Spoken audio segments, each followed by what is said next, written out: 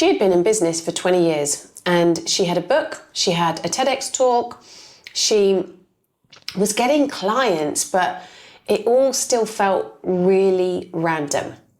This is what I noticed.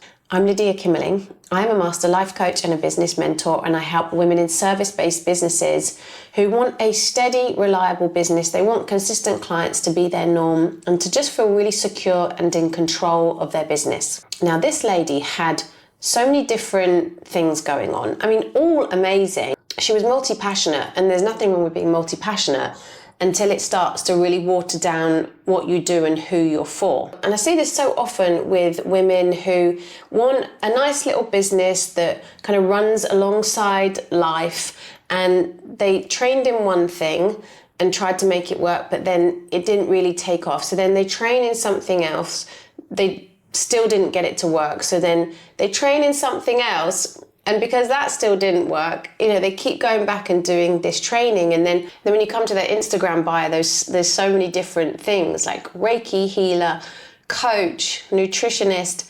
And you're kind of like, okay, but what do you do? What problem is it that you solve? For this particular lady, having a business that brought in a consistent income wasn't such a huge goal for her because her husband supports her. Yet there was this underlying emptiness, like an underlying void of, well, I could probably be doing more. I'm not fulfilling my potential. And sometimes that can be the problem in itself. If you don't actually have the need, the urgency to make money, you don't ever have that fire up your ass, There's nothing really pushing you to have to work harder or figure things out. You can kind of let your business be random. And so I'm not saying there's anything wrong with your business just kind of ticking over, randomly bringing you clients. And, maybe you are in a season of your life where you don't have any financial concerns and it's just kind of a hobby that pays you. No problem. If you need your business to make you, 5,000 to 10,000 a month, because you do want a business that is bringing you that financial security and comfort, you're going to have systems and strategies, proven strategies. And you have to be really clear about who it is you serve and what the problem is and how you solve it. For her, a lot of her clients were coming in through testimonies. So people who had her service and really had a great result. But she also expressed that she herself found it quite difficult to actually describe what it is that she does. And this shows up a lot for people who are working in like wellness, holistic based businesses, that really explaining the value and the benefit of what it is that you offer, it gets a little bit emotional and a bit wishy-washy. So that was the problem.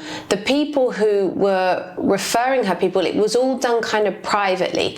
There was no one shouting about her online because they couldn't actually explain what it was or what she did or even like why they went there, but they just know that they feel and felt better afterwards. So they were sending some friends, but she couldn't create a better referral engine, one where people were talking about her publicly, because she herself couldn't even explain what it is that she did.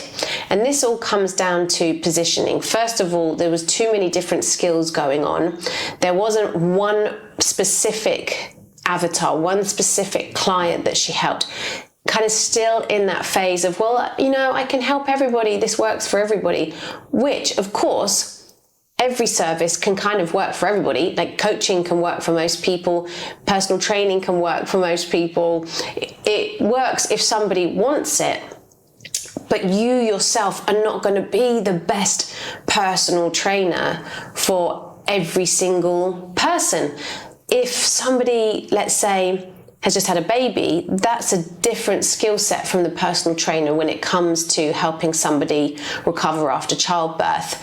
If you're training a 20-something who's just got so much energy and their hormones are like really balanced, you can really push them. If you're training a man or a woman later on in life, that's going to be a different style of training. And personal training actually is always a great service to think about. I think it's quite relatable. Most of us can understand how fitness works. And if you're not a personal trainer, you can kind of apply that to your own business. If you think about what it is that you offer, undoubtedly, I'm sure you're like, yeah, this could help everybody. But are you actually for everybody? Probably not.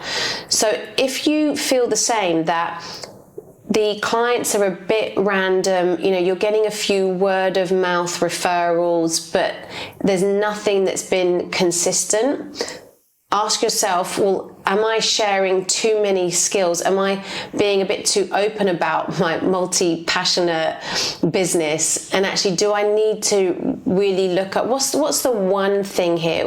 What is the main thing that I do and that I offer? Like the biggest problem that you're able to solve. So the highest transformation. And then the result, what result? What's the one best result that somebody gets from working with you? Once you nail that all down, it's going to be so much easier for people to talk about what it is that you do, how you help them.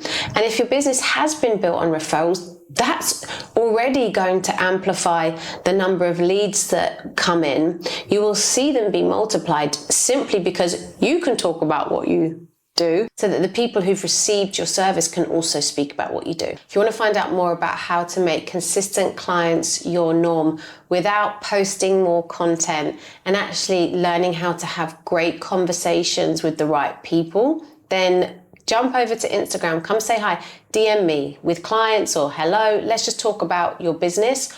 Or you can book a free consistent clients call just by clicking the link in my bio.